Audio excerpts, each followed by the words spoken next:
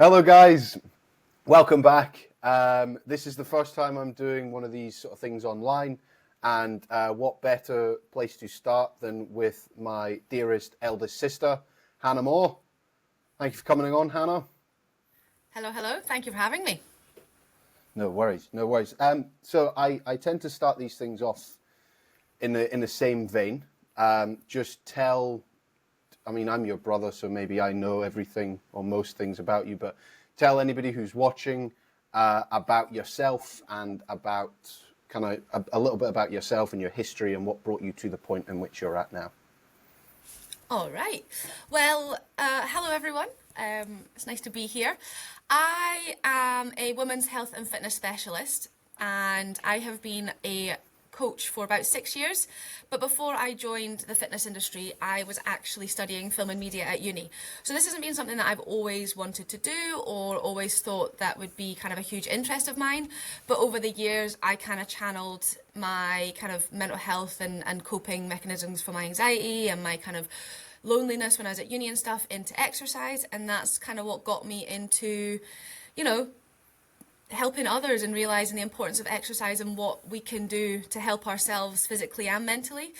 And it was kind of lockdown, COVID 2020, that kind of hit me where I kind of really realized that women's health was quite an understudied field in the health and fitness industry, and the effects that hormone imbalances and kind of, low mental health and just any other women's health challenges that people face kind of have the impact that has on us to kind of reach our goals and, our ability to do everything. I think people think if you're like able-bodied that life should be easy for you, but you can really face a lot of different motivational factors or mental health stress factors, as well as obviously women's health and hormonal imbalances, which actually make trying to achieve your goals and be consistent with your training harder, even though you might not seem to have a, debilitating health condition that stops you moving day-to-day life. It's just actually your hormones make it a lot harder to achieve certain things at a pace that people who don't have hormonal imbalances can achieve it in. So yeah, that's kind of it really. That's kind of what got me to training and being the kind of focus on what I focus on just now, as I was kind of getting a lot of women that were coming to me with kind of health conditions that I'd never heard of, and then doing a bit of research realised, oh gosh, like 1 in 10 women have PCOS, but why have I never heard of this? Or why is there not a lot of research done on this? So, so kind of just like opened up the kind of worms from there. And I now I work with over 30 women, and they've all got kind of array of issues and goals and focuses. And I kind of, just help them on the daily with whatever their challenges are. I'm based in a commercial gym, but I also have my own studio behind me that I work with ladies who are maybe a little bit more anxious about being in the gym, and kind of help them build up their confidence from there. So that's kind of where I started and how I got to here, and all of everything in between and why I do what I do. Okay. And so something that's always interested me about you and how you do it, and it's a similar path that I see myself taking in the future, is you run your own business, right? You have your own business, you're sporting the goods there, more fitness. But I guess from an independent perspective, it's a lot easier working under an umbrella of a company, right? Because you've got that safety blanket. So what was it almost that made you want to divert down the path of being your own independent business and going down and going with the niche that you've decided to pursue? Well, Oliver, you know me, like I'm fiercely driven and fiercely independent. So Yeah, true. the fact that I can be my own boss essentially is what I really, really love, but also like I can make things so uniquely mine. I don't have to be shaped to do what someone else would want me to do, or someone else would want me to try and coach or teach or be. I can just do everything how I want it to be. And that does obviously come with its benefits, because I can take control, big old control freak. But obviously it does come with its downside, because I don't have anyone to bounce ideas off, or I don't really if something doesn't quite go to plan, or, someone's not quite happy with the way that I've addressed something, or something that we've kind of talked about, or, a client's left me on not good terms, which thankfully has not happened much at all. but it's still kind of all down to me no matter what. You're so obviously person-centered, and you're everyone's go-to person that, yes, you can take control and run your business and be the coach that you want to be and you'd love someone to be for you. But I also am that person that has to deal with everything else that comes with being a sole business owner, which is like, the taxes and the income and the fluctuation of that and working with different people and making sure everyone's happy. And, just it's also quite lonely when you think about it, even though I'm surrounded by women all the time. When it's just me in this little space, it's just me. So there's kind of like, yeah, the peaks are really, really high, but the lows are quite challenging too. So yeah, I think I answered your question. I kind of forgot, and I went on a bit of a tangent there. Yeah. No. You're right. You did. And what I'd kind of like to just go back to, because something that you and I definitely have in common is that I think we both enjoy our independence. We both like to do things in our own way, and as we both very well know from growing up, it's like, you don't tell me what to do and I don't tell you what to do, and otherwise exactly. So it's something that we for sure have in common with regards to the kind of the level of independence that we aspire to have. I can't remember. I was leading that up to something. I was leading up to something there. Independence, working for a commercial gym. Oh yeah, so I guess it's almost I found in that kind of way, you get out what you put in, right? You get out what you put in with regards to that. So you have that freedom to kind of explore and do what you're going to do, because I don't know, I've not perhaps not done enough research on it, but I don't know anybody else in the health and fitness industry that is doing what you're doing. Okay. I know loads of people that are doing what I'm doing. I'm kind of a generic strength and conditioning coach right now. I want to go into sport specific strength and conditioning, but again, like, I know many people that do that. So I guess when it comes to that specific niche that you're working with, what's kind of the biggest challenge or the biggest obstacle that comes with that, It's actually just everyone's so different, Oliver. You've not got a single person that that has the same symptoms, that has the same lifestyle, that has the same struggles. Everyone has the same goal, which is to feel better and to understand their body, but they don't have the same symptoms or motivational levels or energy. So what is really hard is, option A might work really well for client A, B, C, and G, but then option B would work better for F, D, E, and H, whatever it would be, And it's that kind of process where clients come to me with their struggles and their symptoms and their motivational levels and all that sort of stuff and their mental health challenges. And then I have to try and figure out which approach could be best for them. And if approach A or B doesn't work, then it's C. But it's that's over the course of like 3, 4, 5 months, So I think what it is, it's kind of having like the belief in myself that I know that this is going to work for them, but it's also the challenge of which approach is the best one for them, and then on the downside of that for my clients is they've kind of committed to working on themselves. They've gone to a professional that has got the solutions and answers, but the first answer isn't the right one for them, So it is just the variability in the people that I work with, even though they have that label of PCOS or endometriosis or underactive thyroids, the process that you kind of help them in is completely different each time, and it can be quite challenging. That it's eye-opening and really educational, but it is also a challenging part because no one is the same. So for you say PCOS, is that right? Yeah, polycystic ovaries. Okay, so I don't know anything about that. So if you could give me a small crash course on what these terms mean and what the definitions of each thing means, then I might get a better idea. Yeah, that's in the Yeah. dark. Yeah. So PCOS is polycystic ovary syndrome, and that is basically it's a hormone imbalance where women can have one of three symptoms. Well, you've got to have two of three symptoms to be diagnosed with PCOS.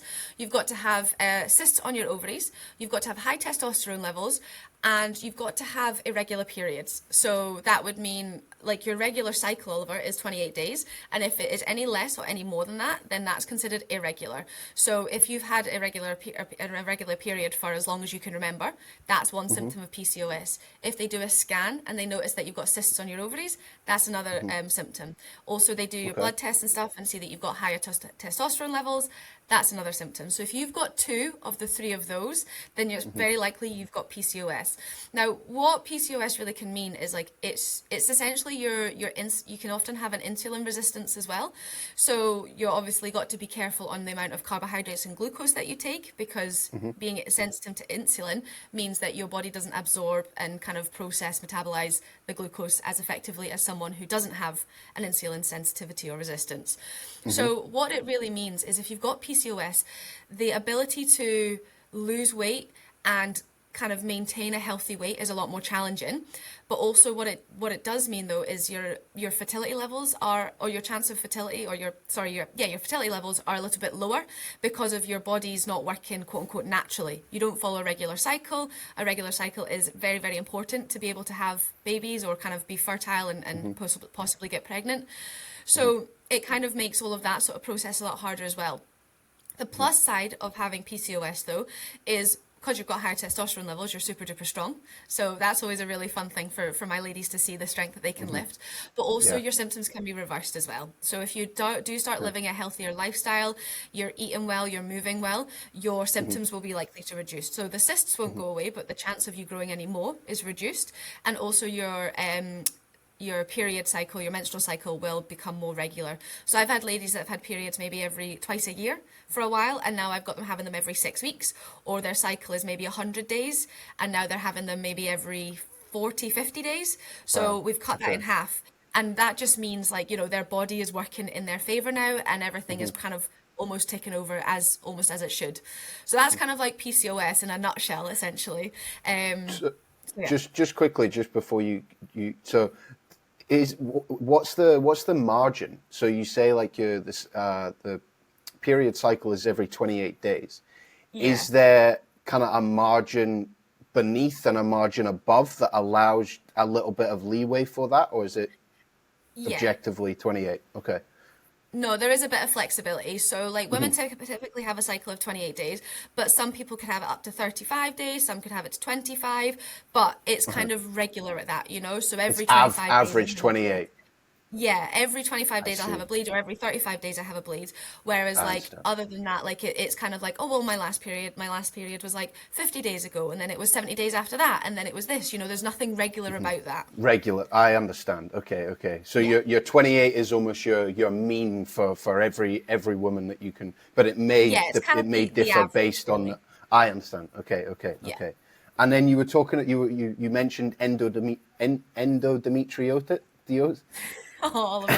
Endometriosis. Endometriosis. Endometriosis. Okay. And Yeah. what's that Yeah. about? What does that consist And of? all of it. I'm trying, Endometriosis man. I'm is trying. no, that wasn't that. That was more like about to talk about endometriosis, and it's all of that is horrific.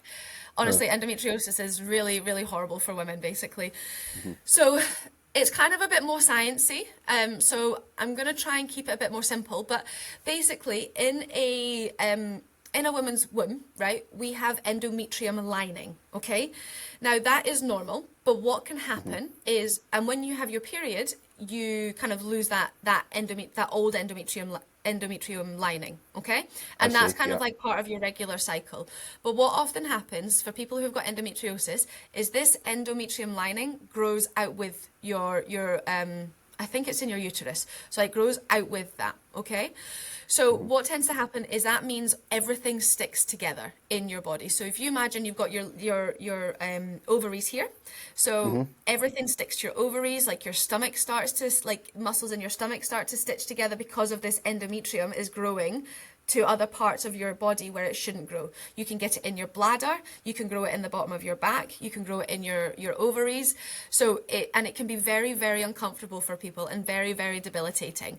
So that's pretty much what endometriosis is, and that is to do that's kind of a hormone thing, but the challenge with endometriosis is you can get all this cut out, but then it will grow back again. So you may have a good life, let's say, for 6 months, and then the endometriosis will grow back like over time. So again, in another 6 months, you may be back to that point where you can't go to the toilet without being sore. You can't go over bumps in the road without like it kind of triggering your bladder and pulling on your bladder or your lower back. Your periods are extremely uncomfortable because obviously that process of trying to shred that womb lining, it's not happening. You know, so it's really, really brutal, and it can be really, really debilitating. But the only kind of cure for it is just to help reduce your symptoms, you know, and it's not that you're never gonna, you know, with PCOS, we can undo or reverse your symptoms essentially. But with endometriosis, it's very, very, very hard to do it. So in terms of your health and fitness, the only things we can do to make your life a bit easier is just to make sure your nutrition is good and you're not having inflammatory foods, and just make sure you're moving to just, again, give your mental health a bit of a break, essentially. And so is it hereditary? Like, is it genetic, or is it something that can just occur randomly? I think it is genetic. You know, Oliver, we think mum had endometriosis. Is that right? Yeah. Yeah. They thought it was, back in the day though, they thought it was appendicitis, so they took her appendix out and she was still in like a lot of discomfort. And then, but what can happen is with some people, if you have a child, it can help. Something kind of resets your body and the endometrium doesn't grow where it should. So that's why after mum had us, it all went away. So it's Isn't it mad, right? It's just like a full circle moment here, right? You were the firstborn, right? You're the firstborn. You potentially fixed or cured mum's endometriosis, right? And now fast forward 29, 30 years, and here you are doing it for other people. That's a fun way to look at it. Yeah. You know what I mean? Yeah. But yeah, so it's pretty brutal. That's cool, man. That's cool. That's tight. You're mind blown. I didn't look at it like that. But yeah, so that's kind of endometriosis in a sort of nutshell. I probably didn't.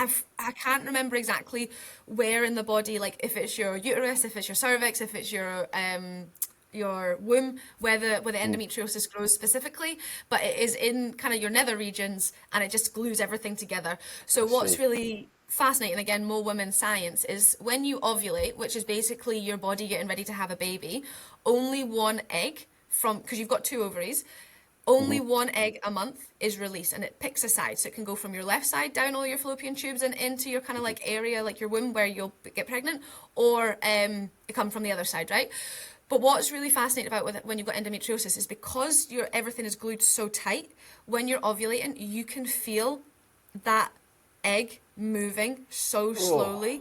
It's and like, you know, if you're gonna pass wind, you'll be able to feel like the gas from your stomach moving all the way down your back, your bowels, through all of that. So because everything is just glued rigid tight, there's no room for movement. So you can feel every little bit of bodily function, every body movement that's gonna happen. Yeah. So, but it's kind of cool because even if you've not got endometriosis, women can often feel what side they're going to ovulate from, because the one side is a little bit more uncomfortable than the other. So I often get like a sharp pain in my ovary that I'm like, oh, that's that egg going to move soon, and then I know that that's one, that I'm ovulating, and 2, what side it's coming from. Wow, that's interesting, because like I've felt myself. Here's me trying to relate. I've felt like you're just talking about like trapped wind. There's been times where I'm like, oh, I've got trapped wind, and I feel it in a certain area. Yeah. But and that sucks, like that sharp pain, and but that's maybe just like if I've had like a bad meal, you know. Yeah, and that times 10 pretty much daily. Yeah, and also this is self-inflicted. What I'd go through is self-inflicted. It's like, mate, you need to stop eating so much gluten and dairy all at the same time. Like, chill out. Yeah, exactly. You know. Yeah. So God damn. Okay. Yeah. And so, how many people would be impacted by something like that? So it's thought that about 1 in 10 women suffer from either PCOS or endometriosis, but Right. I can't remember the exact stats, but it is possible to have both as well, which is even obviously worse. So yeah, and the thing is, like, that's 1 in 10 women kind of worldwide. So it's a worldwide known kind of condition, disease, but not a lot of research is done into that area of study at all. And so when you get a client that comes to you with potential symptoms like this, for me, I wouldn't know what to do. Like my main thing in when I coach is I teach them to lift weights. I teach them the importance of technique and the importance of kind of exercising and how it benefits kind of the mind and the body in a kind of in unison. Is there anything that any strategies that you have to employ specifically that mean that these women can exercise more effectively, or they're not hindered by what feels like to be a really debilitating pain? So it kind of just depends on the person's kind of pain levels, because also when it comes to just for endometriosis, you've got four grading systems. So, but it doesn't, the pain does not like match the severity. So someone could be a grade 4 endometriosis, which is where they've got endo growing everywhere. Like, it is everywhere.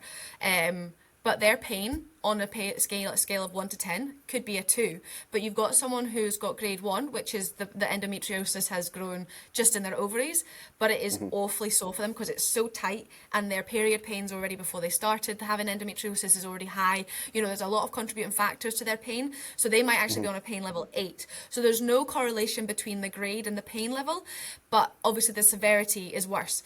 So we look at kind of both things of that, and especially, and like even with people with PCOS, right? We just look at, and you know what, Oliver, it's actually just all women, right? It doesn't even matter if you've got PCOS, you've got endometriosis. We just look at a woman's kind of like daily, weekly, monthly cycle, and we take into consideration what their energy levels are. We take into consideration what their pain levels are. We take into consideration what their fluctuations of energy and mood is like as well. So what that kind of means is, obviously when you're due on your period or you're in a lot of discomfort, we really practice like mindset techniques and stuff, and things that, you know, anything little isn't better than nothing.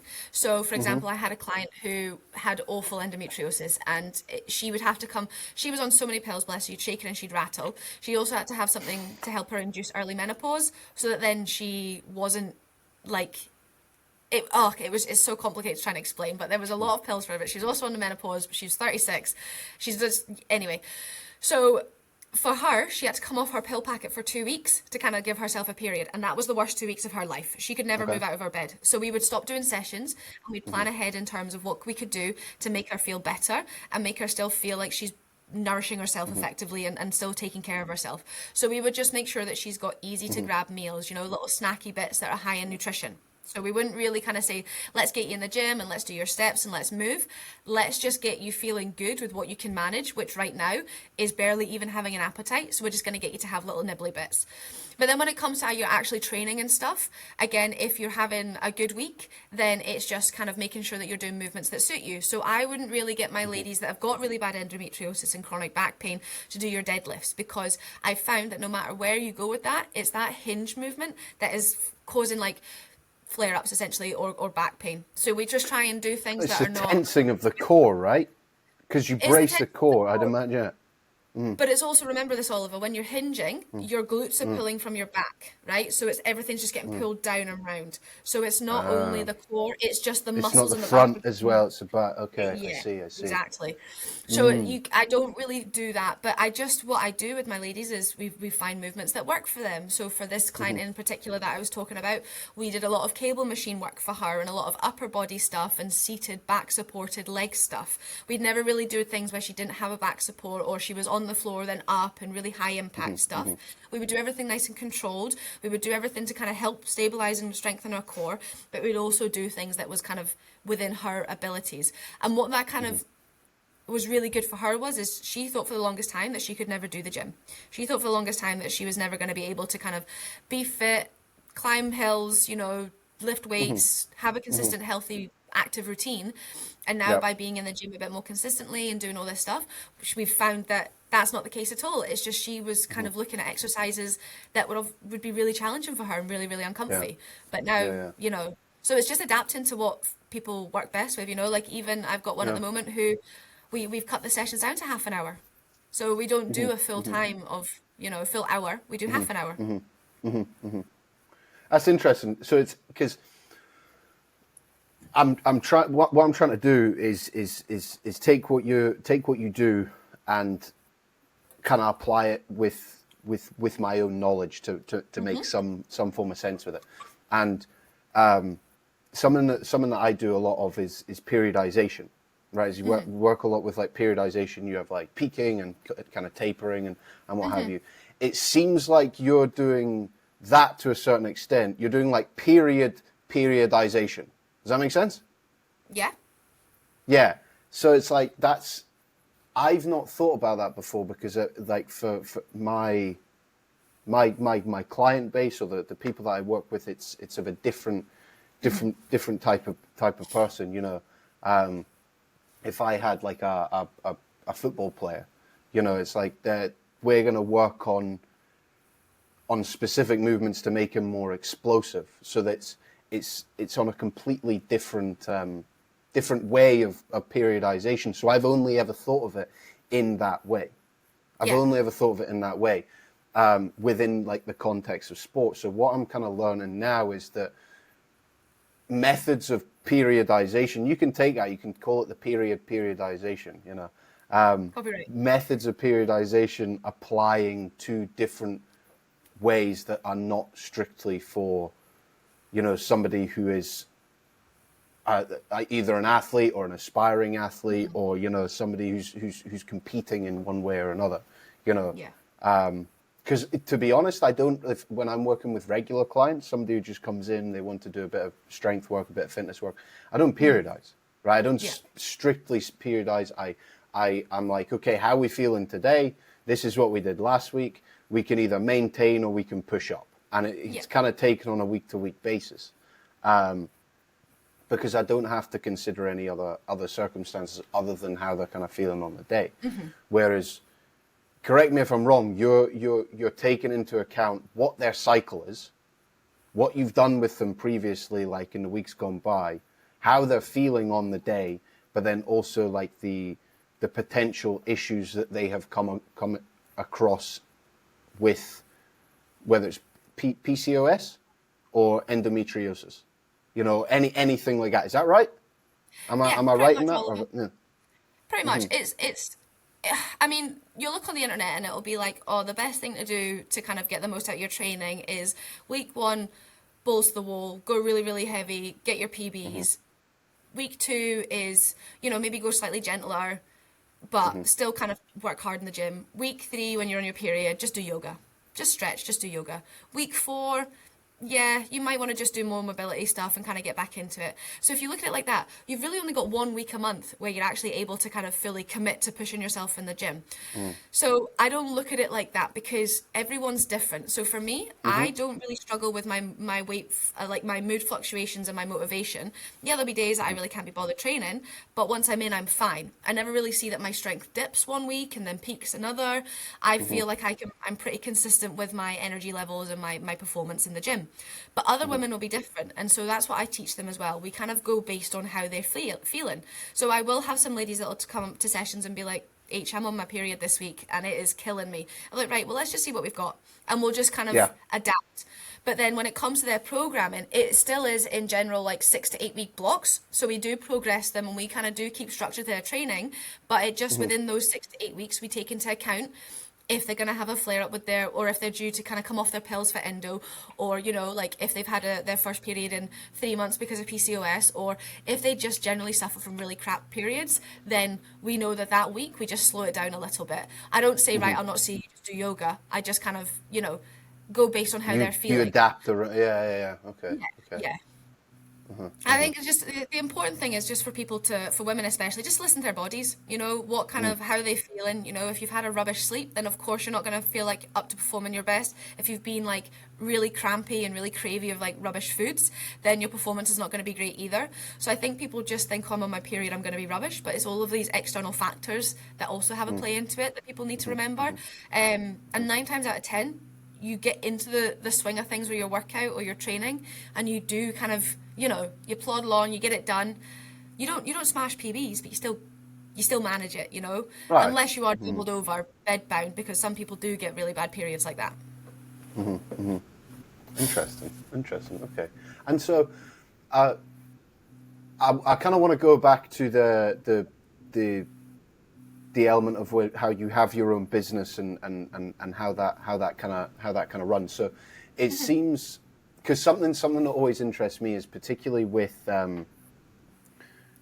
being freelance and being self-employed, having your own business, you get to do what you want. You pursue this because that is what you want to pursue.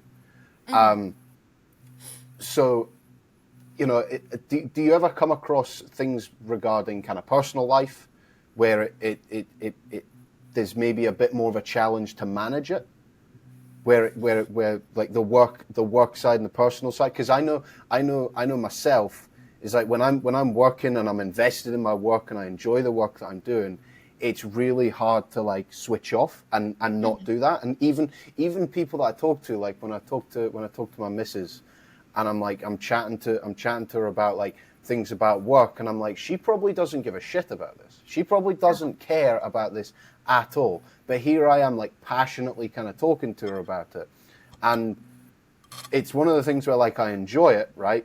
But like it's also kind of managing it to kind of put it at the side as well. So like, where are you with that when it comes to kind of managing the work that you do and the passion that you have for that work, but then also sometimes learning to maybe shelve it if you need to, if necessary, to then balance out with spending time with friends, family, and others.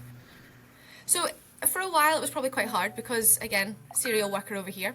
I do love kind of having the control of being able to do all this stuff. Yeah. Grind don't stop.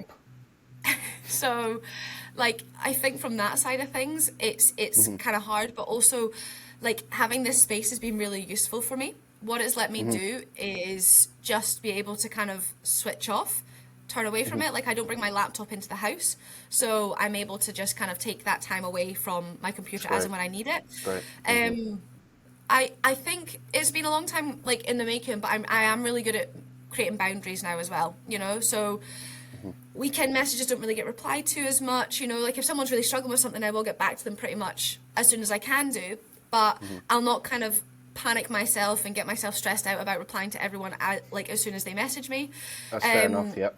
And last year, you'll know, like last year was so busy for me, Oliver, being 4 weddings, 2 bridesmaids, 4 hen do's, you know, like we obviously went on our holidays as well. So I had a lot going on socially and personally, right? And it was fantastic. And I wouldn't have been able to do that if I wasn't self-employed, because the girls, they were talking about how they can't really, they're really tight for their days off because they've taken half a day here for that, they've taken a week off for this, they've got 3 days off for that.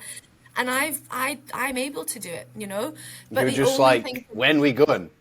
Where we go, exactly. But then the other side to that as well, Oliver, is I hate not being there for my clients as well. So for example, we're off to New Zealand for 3 weeks, and I'm worrying about like when I was worried about timings and stuff, because basically we get back, I think, on the Sunday, but I'm not going to go back to work until the Wednesday because jet lag, and I'll just need some time to kind of get myself sorted.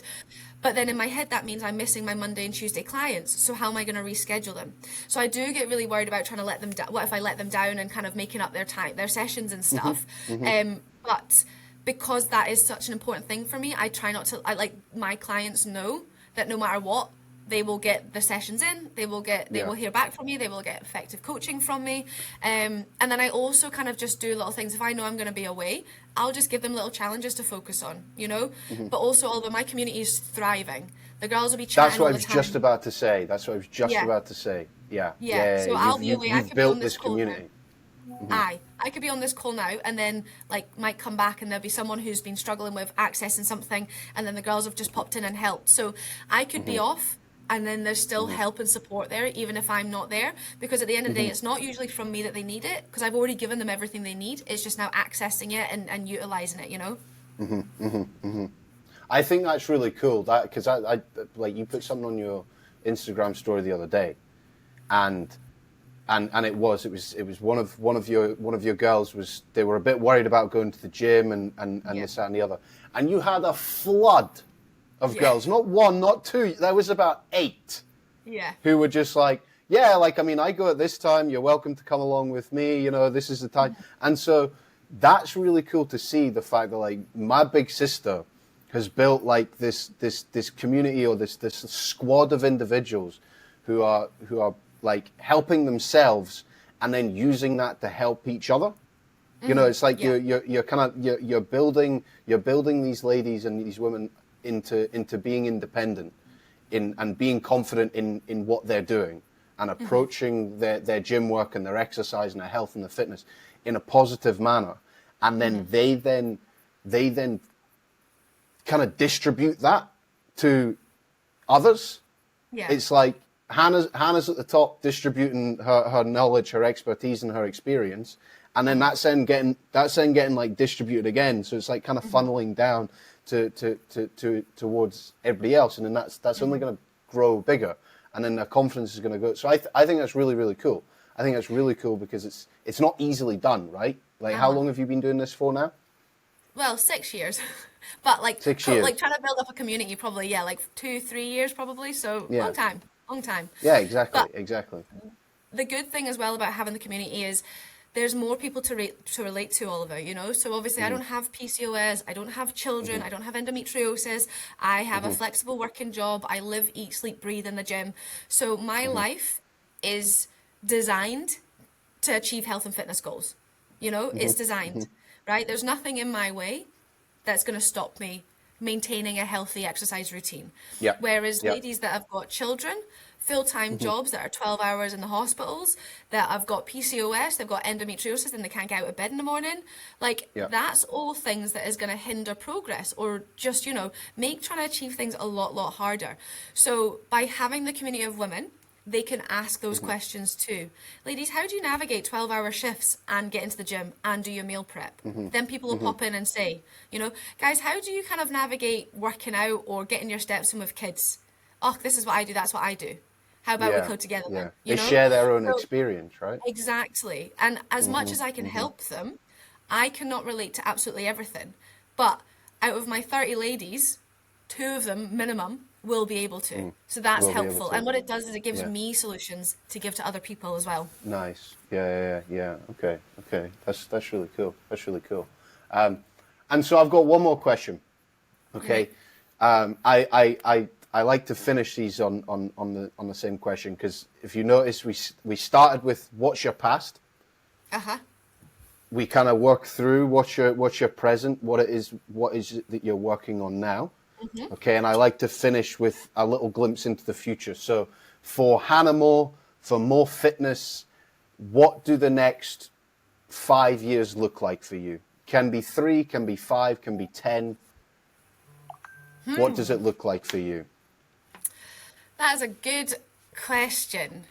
It's funny because, see, if you'd asked me that in September before I opened up my studio, I would have said, in 2 years' time, I want to be fully in the studio. But what I've realized is I love being around people. So being in the gym is perfect for me, because I get to interact with not only my clients and the other PTs, I get to interact with members, you know, and just chit chat and be surrounded by people. So what I think I would love to have is a bigger facility that can accommodate 1 or 2 other coaches that are as passionate about women's health and fitness as I am. And there's definitely space for that in Alloa. There's definitely kind of a market for that here. Obviously, like, women are 50% of the population, so there'll be plenty of them in Alloa. But it's just, again, the control freak in me, making sure that everyone is the same, has got the same passion about women's health and fitness as I do. So I guess in 5 years' time, that would be a really cool thing to manage to achieve.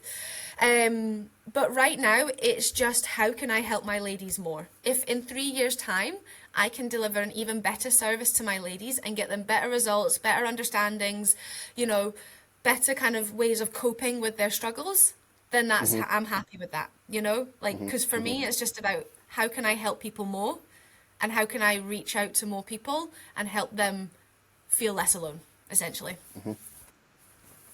That's a solid 5-year plan, man. I I know. hope to see it. You'll text me and be like, "Mate, countdown's on. Let's get going." Yeah, exactly. I need to calculate what's 5 times 364, and every day I'll just take a number off that day, every Yeah, day. that would be That's really terrifying. cool, though. No, it's all right. No, it's really cool because it's like, I've always, we've never really lived in the same place, you and I. Like the closest we've been, you were in Stirling, I was in Perth. I was like 45 minutes away. Well, Brunei, it was 2 years together, but we were still I like, mean, yeah. Since we've grown up, okay, and since you've begun your journey of where you were at uni, like, got you. and beyond that. Like I was in Edinburgh for a year, but it was like you were finishing and I was starting, so it was kind Yeah, of. yeah, But then, so I've always like from the perspective of where you've taken your skills and your business and your interests. I've always been kind of watching from afar. okay, I've always been watching from far. I've never really witnessed it firsthand. I joined you for a class, not last summer, the summer that's right. before, right? But other than that, Hannah, I haven't. I've always been kind of like a distant observer. Quiet So observer. yeah, but from the other side of the world for the That's true. most part, right? So what's really cool is that like I've been able to see the kind of the objective build up of what you've been doing, and sure, it's like I only get some things through social media, but it's like I get to come back, and the next time I come back and have never seen your studio before, remembering what it was like the last time I saw it, and it was just like you had your boxes and you had all these ideas, and it was all like a brainchild, and I get to stand in there, and you've been like, yeah, I've trained like hundreds of people in here since you last came, and then I'll boost off again. I'll boost off to wherever I'm going to go, right? Because whatever I'm going to do. And then I'll come back and you'll be like, you'll have like a 2-story like facility set up. You're like, yeah, so like I've kind of got this going on now. And it's really cool to kind of see that progression. Yeah. And it's something that I've always kind of admired and I've always respected is that you have got that go forward. You have got that kind of that like you say it's like that you said it a couple of times. You said it's like a control freak thing.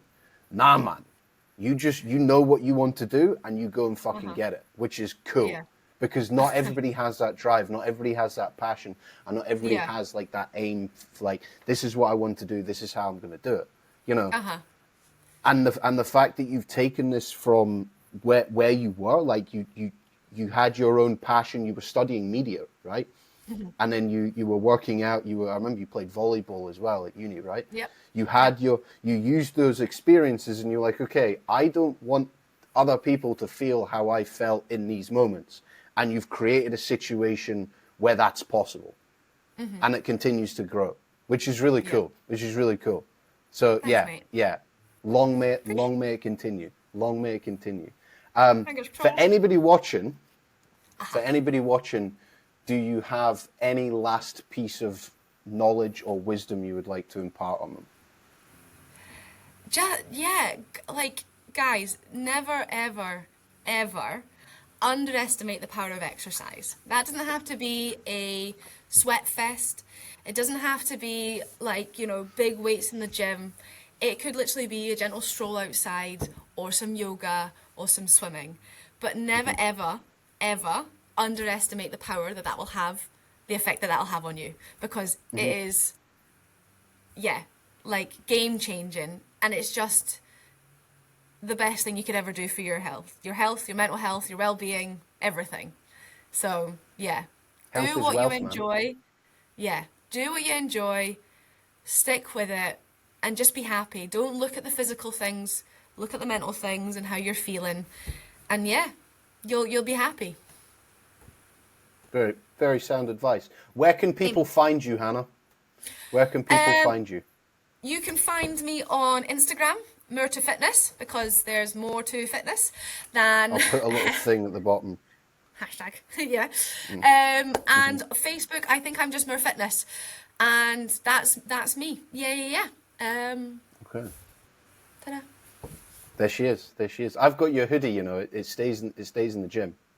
It stays Oh, in love like that. my body, but yeah. It's the Cute. one hoodie that but I think there's a conflict of interest with me wearing it, so I tend to use it as a pillow if I can sleep. When you're You having a know, quiet five. That's all right. I exactly, appreciate that you're still exactly. repping it one way or another. Always, always, Always. always. Good. Oh, mate. There Okay, we thank go. you very much for your time, sis. No worries. It That was was great to be perfect. here. Thanks. Absolutely. Thank you. Thank you.